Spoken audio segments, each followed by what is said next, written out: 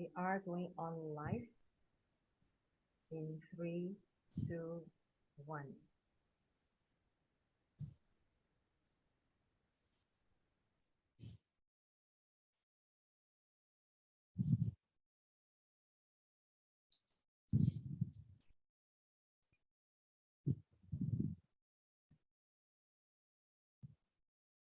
Hi, ladies and gentlemen, this is Vicky Esther Chang. I am podcasting to you right here from Singapore, the sunny city, island state of Singapore, 1 degree north from the equator. And I think we have got a very exciting guest right there, John Edwards, podcasting all the way from south of Wales. A little bit to the audience, if you are scrolling through your handphone, if you do find us here on your handphone through Facebook, you are at the Platinum platform.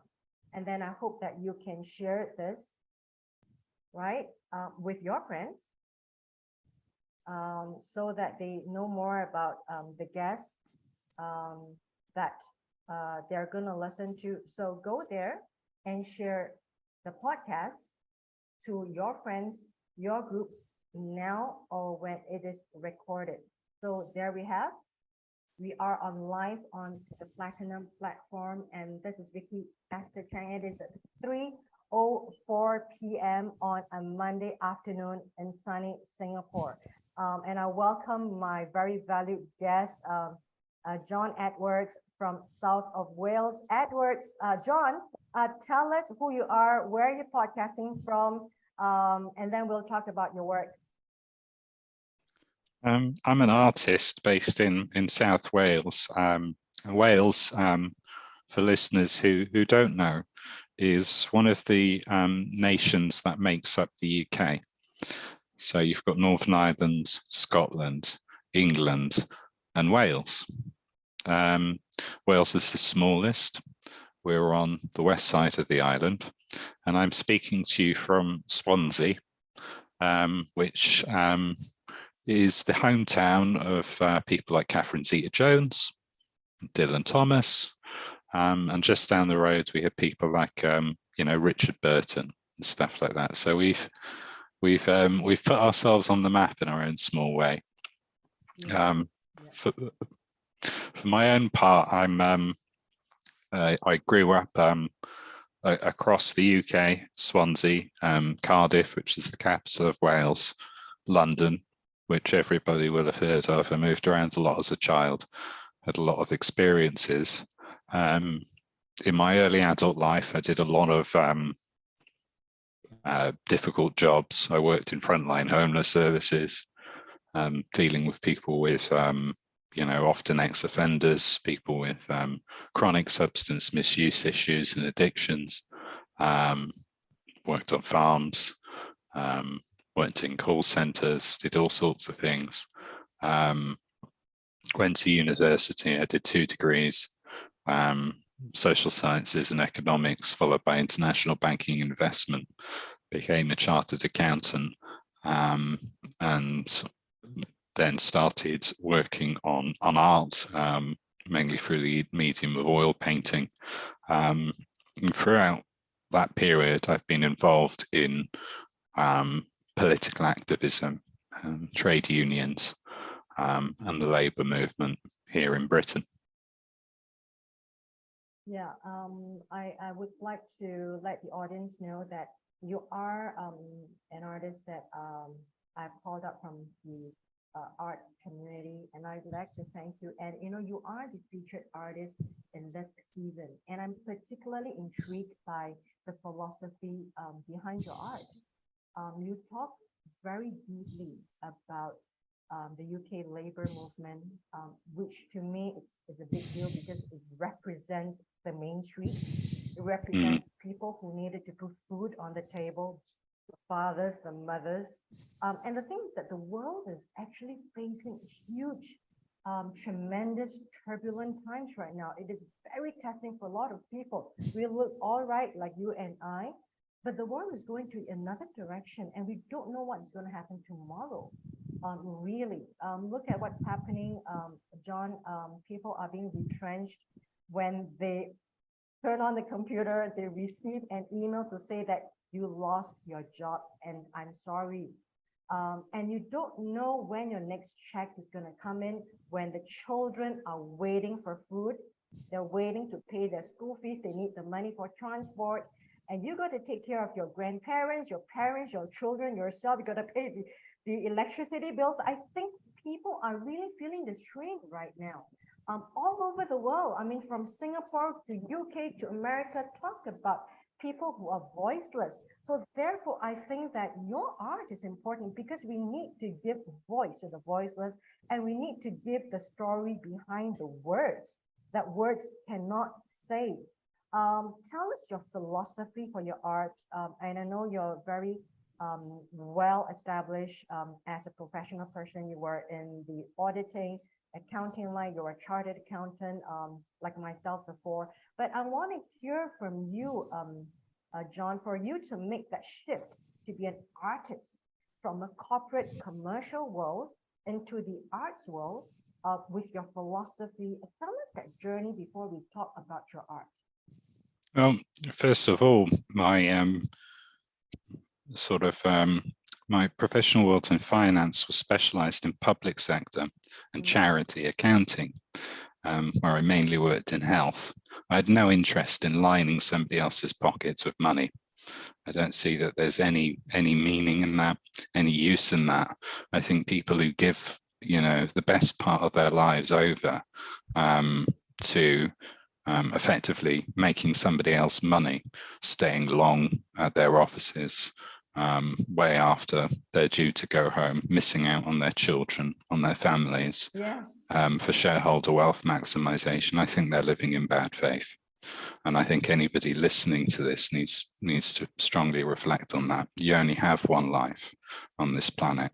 Don't waste it making somebody else rich. There's no meaning in that.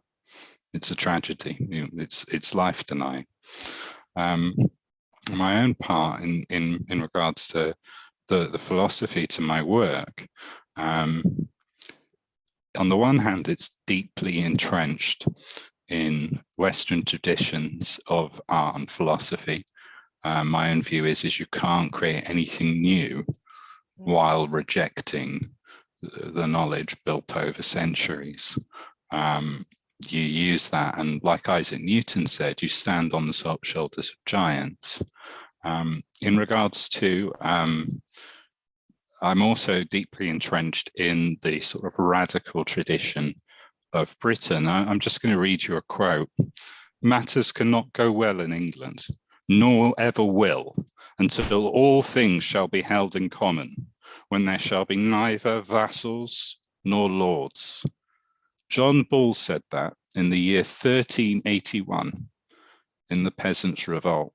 This goes back a very long time in our history. Britain is a country that's defined largely by class struggle. Yeah. We wouldn't have, we wouldn't have democracy. Women wouldn't have the vote. Slavery certainly wouldn't have been abolished without class struggle. And often in the history of art, particularly in the history of Western art, it's about depictions of power. And normally, traditionally, that's aristocratic power. That's kings, queens, dukes, lords, etc. And a lot of the sort of work I try to do is to try and reflect or venerate working class power, because that's where the power really is. If you think about it, a company owner or a landlord wouldn't have any wealth were it not for the hands and minds of his employees or the people paying his rent. So I kind of want to celebrate that using, traditional art, classical realism, something that was often just the reserve of the very rich and powerful in society. I want to turn that on its head and celebrate the people who actually improve the world, actually leave a legacy that means something, and sort of immortalize that, really. So that informs really my sort of philosophy. I also take a lot from Greek philosophy, and particularly interested in Nietzsche and Marx as thinkers. They often provide perspectives that allow me to look at problems in a different way and to challenge my preconceptions as to what's going on. Yeah, and before we even go deeper, you've given a very broad stroke. There's so much we can talk about in every subject matter that you just brought up in the very few seconds that you talked about, which we hope that we can dwell on in the future, so that we can get education from some of these philosophies that you are deep into reading into. I'd like you to talk about, even before talking about the two paintings that you have, juxtapose that, your coat, with the current situation we're in right now. You have a coat that is in the 19th, in the early centuries, and now, and you are a person deep in philosophy. Do you think things are unraveling now? I think things are trying to. Things are trying to return to their ordinary baseline. What people forget is the period after the Second World War was particularly unusual. Workers had quite a lot of rights. They were quite affluent. But the long period before that, people were effectively immiserated.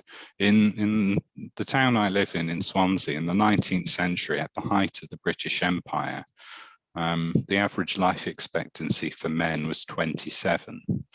And that was because they were sent down mines and they were sent into steel manufacturing. And if they weren't dead by the time they were 27 from that work, they were blinded, seriously injured. And the trade union movement, which is really the backbone of British democracy, these workers went on strike.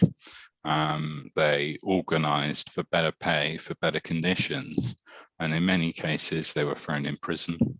Sometimes they were killed by the British establishment, and they fought over many years for things like the weekend, holidays, sick pay, things that we take for granted today.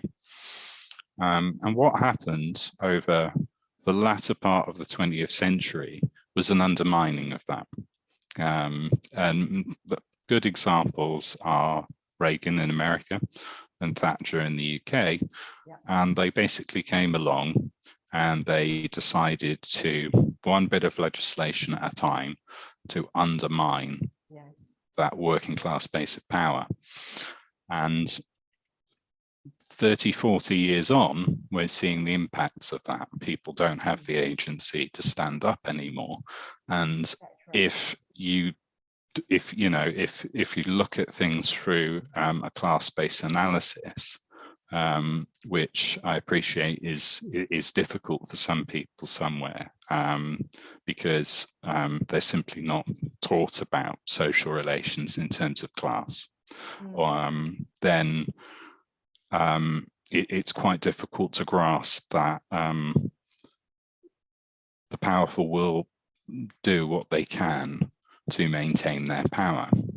And as Nietzsche said, they're not doing that from a position of cruelty. It's a bit like if a fly lands on you and you swat the fly and you kill the fly, you're not doing that out of cruelty. You're sort of not even really thinking about it. But to the fly, it's the end of the world. And in many cases, we're the fly. Okay, so so that quote I gave, which was John Bull from 1381, which is nearly 800 years ago now. These struggles were being fought then, and they're being fought now. And we had a politician in the UK called Tony Benn, and he said, there's no final victory, there's no final defeat. Every generation must go through the same struggles. So I don't think there's anything particularly unusual from a historical point of view of what we're going through now. It's a repeat. Different generation. Yeah, it's a repeat of the same. It feels like a nasty surprise. Yeah. Because because throughout the 60s and the 70s, throughout that period, you know, the boomer generation enjoyed quite a lot of privileges that previous generations just weren't. They were sent to wars to die. They were, you know, sent to jobs that underpaid and gave them premature deaths. But the generation broadly defined as the boomer generation was sort of freed from a lot of that.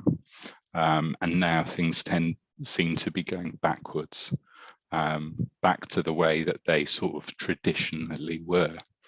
And I think there's, you know, I've mentioned the sort of some of the, you know, legislative or political drivers for that, but there's a sort of cultural driver for it as well. There exists an almost religious-like thinking in what you might broadly call meritocracy. So the idea that if you work hard, here in Singapore, yeah, if you work hard, you'll succeed. And, you know, that's partly true, except for the fact that it's a bit like saying if you breathe, you'll succeed. Because everybody works hard. Find me a nurse that doesn't work hard. Find me a teacher that doesn't work hard. Find me a cleaner that doesn't work hard. All working hard to live and to survive. Yeah, and if anybody's interested, you know, I can tell you the 3 components that it takes to become wealthy. And if you have these 3 things, you will be wealthy. I can guarantee it. The first thing is access to capital. Do you have access to money that you can borrow at low interest or somebody can invest? The second thing is, do you have the right social networks? Do you know the right people to open up the right doors? That's the second component. And the third component, and not as important as the previous 2, is do you have some form of specialist skill that the market economy values irrationally? You know, and most billionaires have a combination of those 3 factors. Yeah, hard work is just like breathing. We have to do it to survive. It doesn't, you know, guarantee anything. But this is the thinking that exists. So when people are on hard times, when people find themselves doing badly, or they're struggling, or they feel like they're going backwards, the tendency is to blame themselves rather than to look around at a wider structural system and go, oh, actually, you know, this isn't really working for anyone at the moment. We are shut out from that factor number 2. We are shut out because we're not in the boys club, the big boys club, or the big giant club. Never will be, politically, socially, or commercially. Sure. You know, and Edwards, John, because we've got another 15 minutes, I'd like you to come on because you're talking very deeply. You're giving a lot of education to the world here, into the world, in this part of my world, and to, I think, a lot of people all over the world. Because you remember, the education system and the media, which is social education, we are not exposed to all this information, really, because we're made to dumbify ourselves. Like, you know, we talked about this earlier on, because it's easier to control when everyone is down and they put their heads down and then they don't question. You know, I want to talk about your perspective, that the voice of an artist is much more important right now in these times.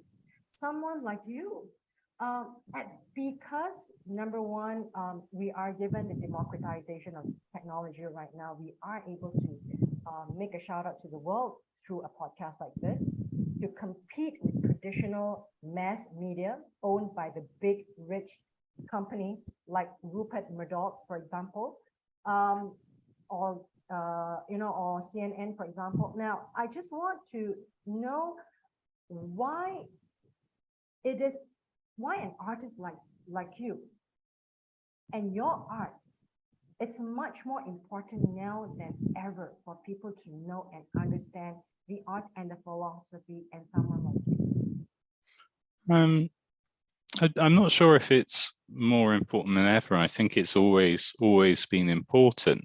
What I will say is important is if you care about art, is to, you know, seek out artists that perhaps don't come from the sort of bulwark of the art world. I'll just give you a statistic quickly. In the 1970s in Britain, 15% of people that worked in the arts came from a working class background, which isn't that high. Today, it's 7%. So if you care about the arts, about having alternate ways of thinking about society, of thinking about power, and you may not necessarily agree with my assessment of it, what you should do is you should seek out artists that aren't represented by the rather bourgeois sort of upper middle class sort of closed circle that tends to be the art world that you see in places like London and New York and Paris. That, you know, that isn't, to my mind, really doing a lot to hold a mirror up to society. Then it's more concerned with itself.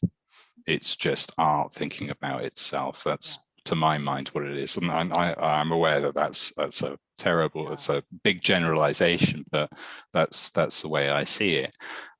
So I think it's important to think about that. And, you know, if you're going to collect art, to question whether, well, you know, why am I doing this? You know, what is this showing me something or helping me feel something that I didn't necessarily feel or know before, rather than, oh, that's a pretty picture.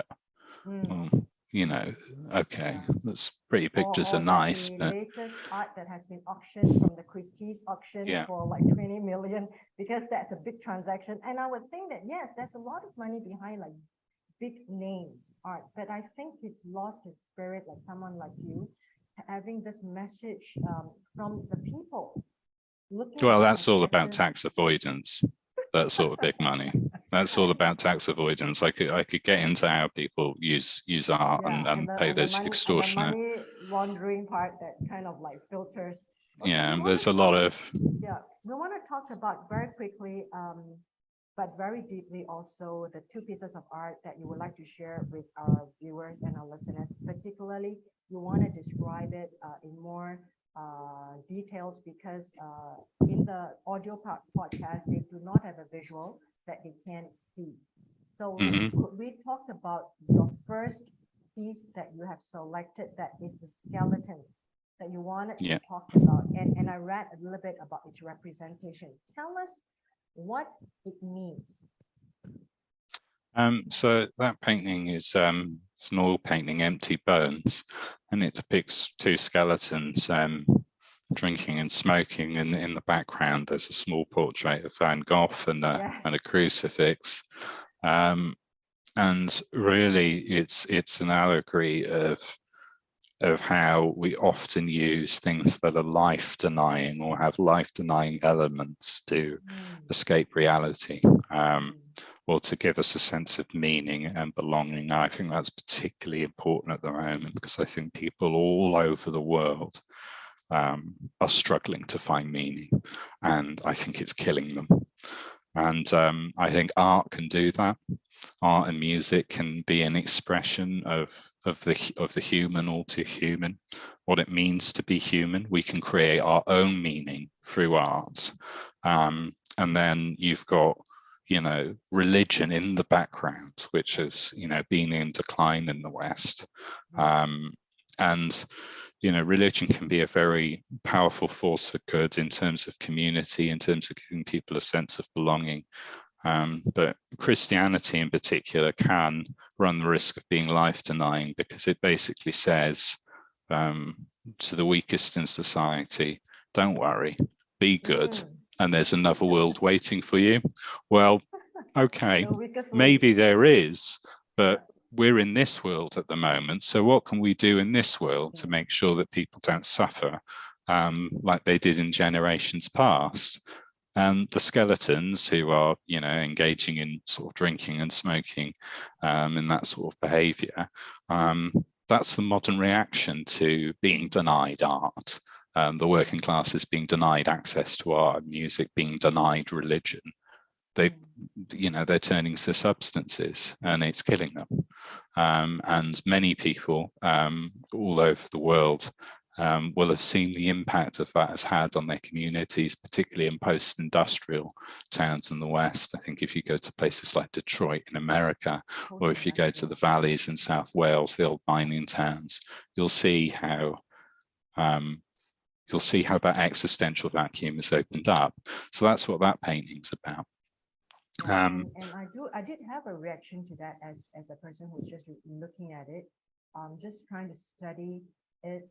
You talked about existentialism of the vacuum in the society, and I like that concept. But my response on top of what you said is that we are missing that human to human spiritual connection. Not in terms of faith, but a spiritual connection between us. And we are in this world whereby we are in a lot of ironies, John. We are close because we can talk to each other, but we are becoming more vacant as a person and as a society. And what throws me off is, sometimes when we look at phones, we are just bombarded by the senseless TikTok, the senseless 15-second repetitive videos that come on because someone is laughing, someone is jumping off the cliff. And I'm not saying these are good or bad stuff. I'm not giving a judgment on it, but I'm saying it kind of nullifies our senses because we're just being constantly bombarded. We are so busy and distracted in our minds. Even though we think we're being filled because we're laughing, we're talking, we're socially commenting on people that we do not know, we think we're connecting, but actually we are becoming diluted. What do you think about that? And that is the thing that, that response that I have when I looked at your skeleton. I think at the heart of that is, if you're, when we use social media, you're not the customer, you're the product. So you're basically being used to make money for somebody else. And the way they do that is, one of the things they do is, the words that get a video to go viral are words like ruins, destroys. And that's because we're preconditioned as humans, as part of our survival instinct, to look at something that's horrible or negative for longer than to look at something positive. It's like if you're driving and you see a car crash, you look at it longer than maybe you would look at, a nice, painting or some, nice flowers or whatever. And companies like Facebook know this, and it's in their business model. And they basically use that to sell stuff to people and to collect data on people. So, it's a misrepresentation of reality. It's a misrepresentation of social reality. And the problem that some people have is they mistake it for an accurate representation of reality. I think if you use these things knowing that actually this isn't the real world. And exactly, like the way I responded to your painting, because it is powerful after you told me that it's an existential vacuum. My response was that it's almost like people are more connected now, but people are more hollow now. For example, I don't have to meet my friends, and we don't have deep conversations anymore because we're just gonna like give like what do you call that, emocon?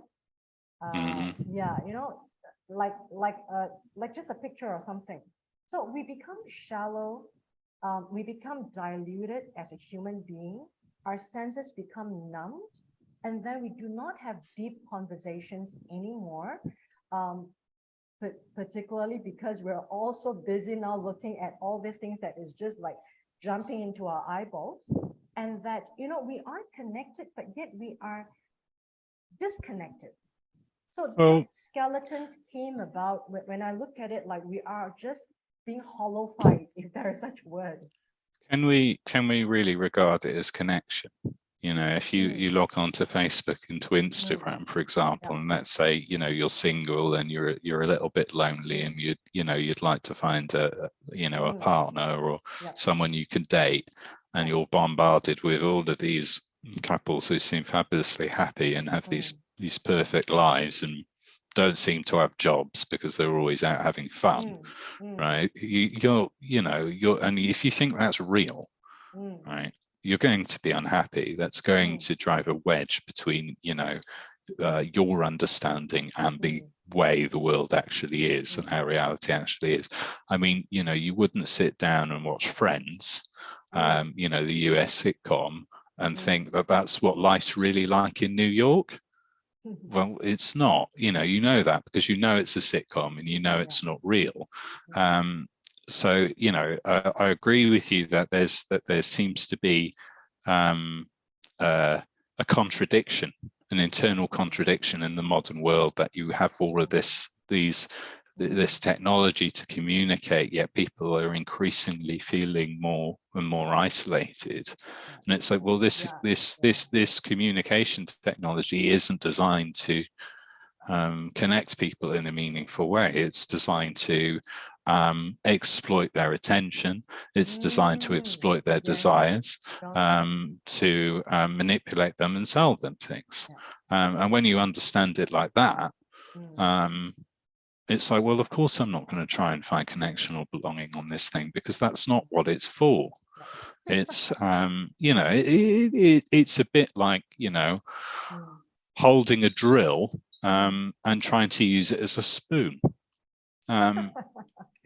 That's not what the technology is for. Not the objective of the technology company.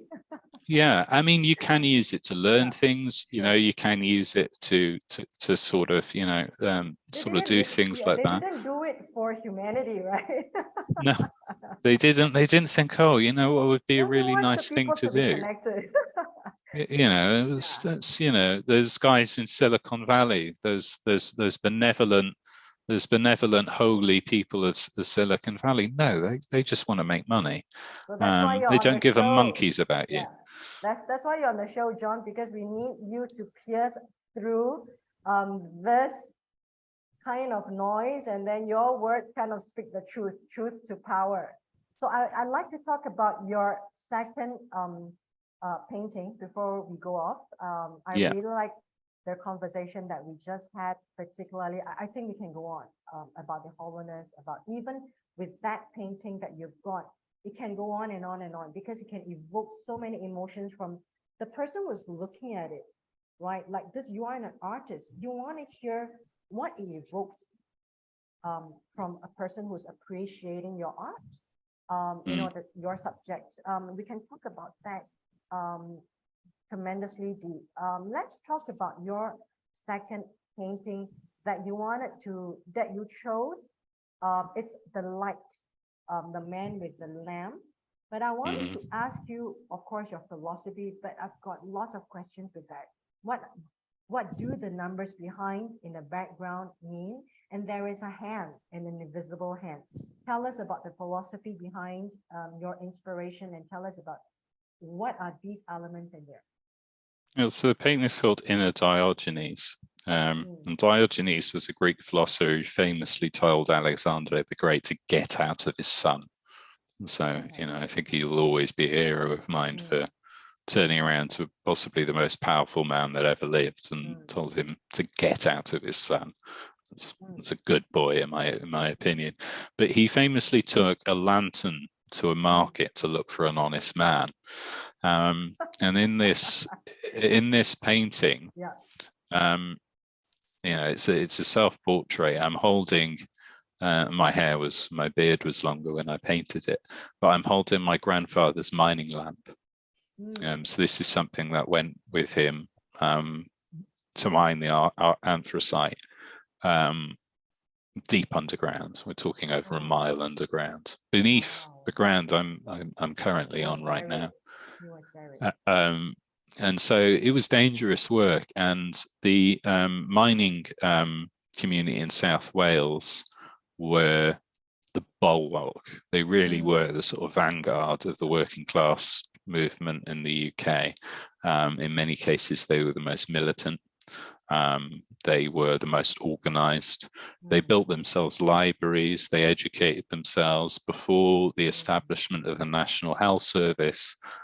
They built hospitals for the families. They had welfare funds. They really understood solidarity in their communities.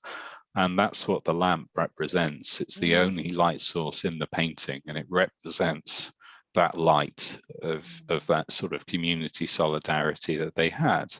In the background, the numbers are stock prices and stock movements. And so it's the encroaching threat of market capitalism on that light.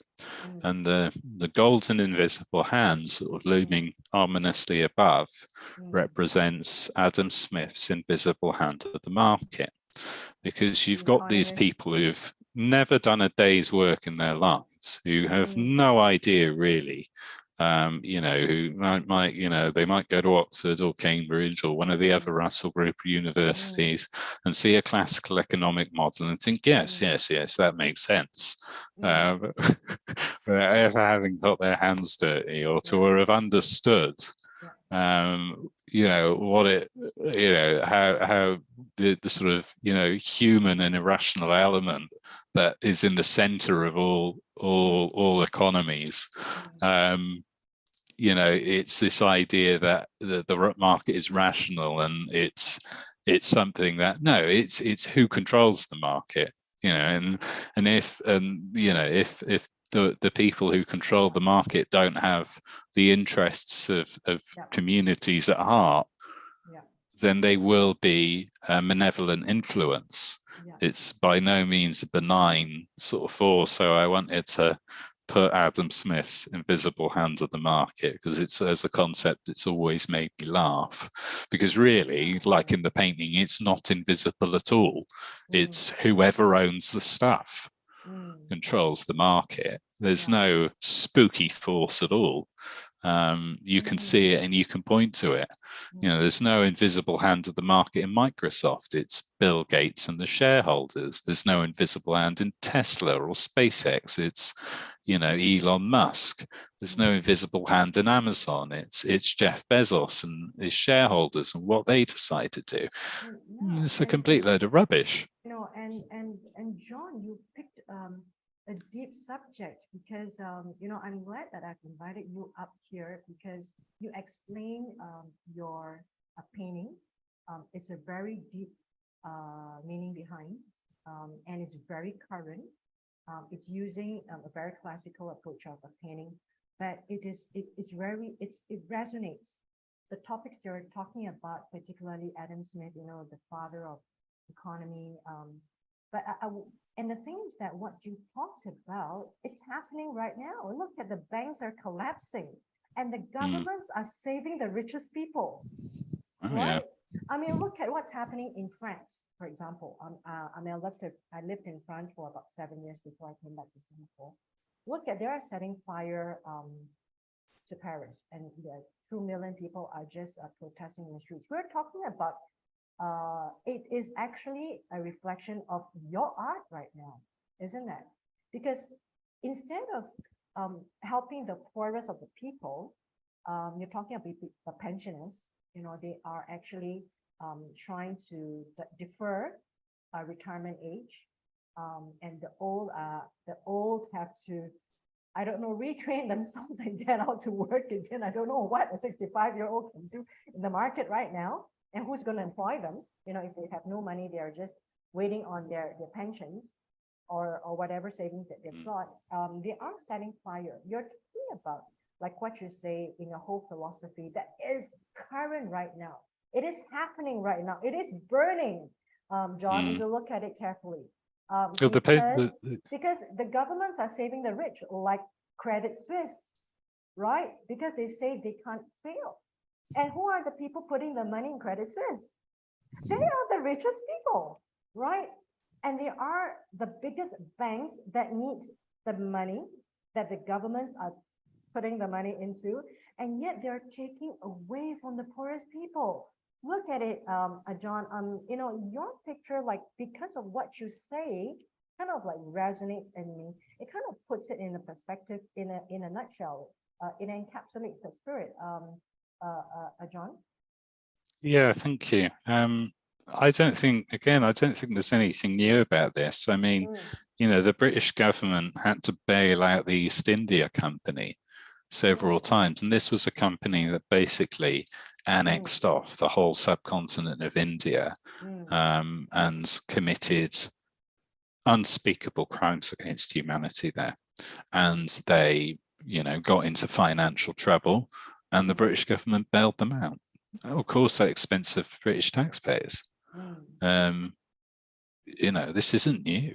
And, you know, in regards to the pension thing in France, this again is another example of people who are in positions of power who've never done a day's real work, not understanding what they're doing. You know, if you're a 65-year-old accountant, or you're a 65-year-old banker, or you're a 65-year-old lawyer, there's probably no reason why you can't carry on working for another 5 years. But if you're a bricklayer, if you're a builder, if you're a cleaner, if you're a nurse on your feet all day, that's not an easy job to do when you're 65. So, you know, on the one hand, people are living longer, and the burdens of pensions falls on the young in terms of their taxes to pay. But, you know, there isn't, they never think about these things sensibly. They never think, if you're doing a manual job, a physical job, then possibly you should have an earlier retirement age than somebody who perhaps isn't, who will earn more anyway. I mean, you know, I'm not really sure what the solutions are to that, but it's certainly not to tell you know, men and women who have knackered their bodies their whole working lives, that they've got to work longer. Exactly. Yeah. And then it's really like breaking a social contract. And that's a big deal when you break a contract, right? You can be sued. It can go behind bars, and they're breaking it. They're kind of determining the law in their hands. You know, John, I am so honored to have you on this podcast. Thank you for having me. It was a pleasure speaking to you. And I like the topics you talked about, because they're historical, they're unraveling now. Unraveling now, yes, like you say, it's nothing new, but people are awakening to these facts right now. So I think people are starting to question, like what you say, you know, for example, in this part of the world, there isn't tension. But, you know, it kind of wakes me up, like what is happening in Paris, in France, that they're pushing it back. But there is intention right here. If you are poor, you just die. And if you've got cancer, you just sell your house or you just die. It's like dying is an easier option. And I think the governments want you to die first, so that they don't have to support you. Oh no, zip. So I shouldn't say that, politically incorrect. So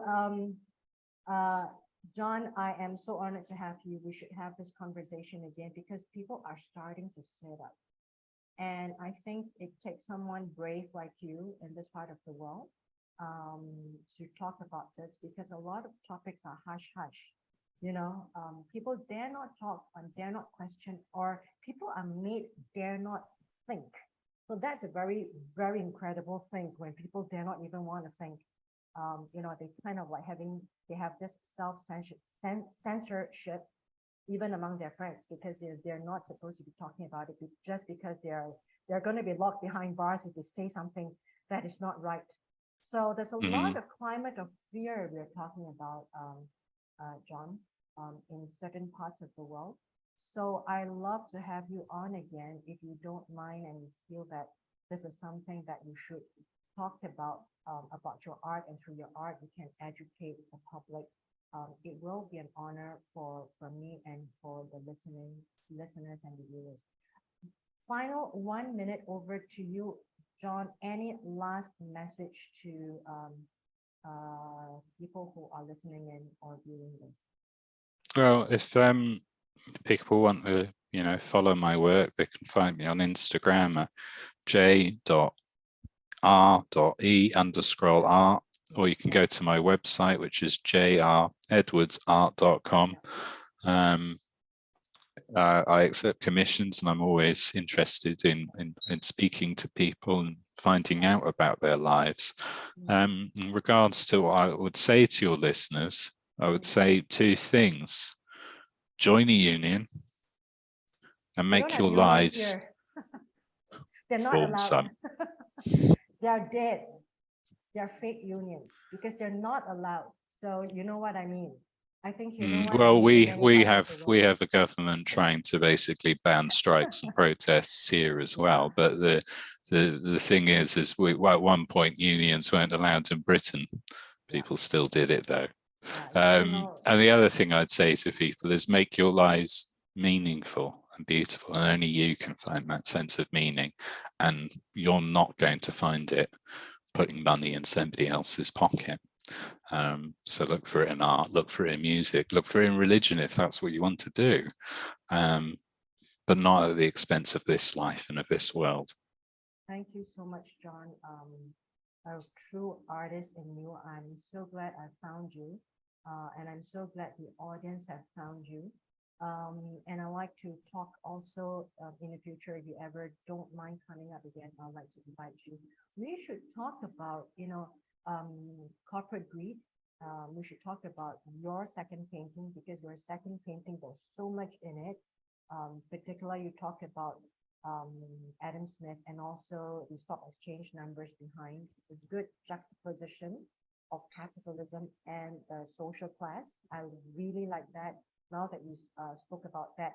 And I would also like to tap your mind on, Elon Musk starting this huge trend about just retrenching people, even cutting the job of the janitor.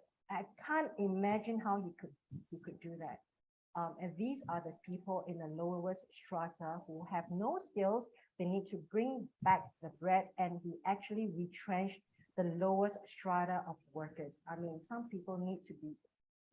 So I don't even want to talk about that. So, John, I'm so glad to have you on. Let's talk about part two of probably another painting of yours, and then I'd like to continue our conversation about these two paintings that you have actually brought up for our listeners and our viewers. Thank you so much, John, and I'm signing off here. It is 3:50 p.m. here in Singapore. I've taken a great deal of your time, but I think the viewers are better off with you. I am much more educated with having this conversation with you. We need to have you on. John, thank you so much. And you are from? I'm from Wales, from Swansea. Thank you so much. And we are signing off from different parts of the world, ladies and gentlemen. And that's John Edwards.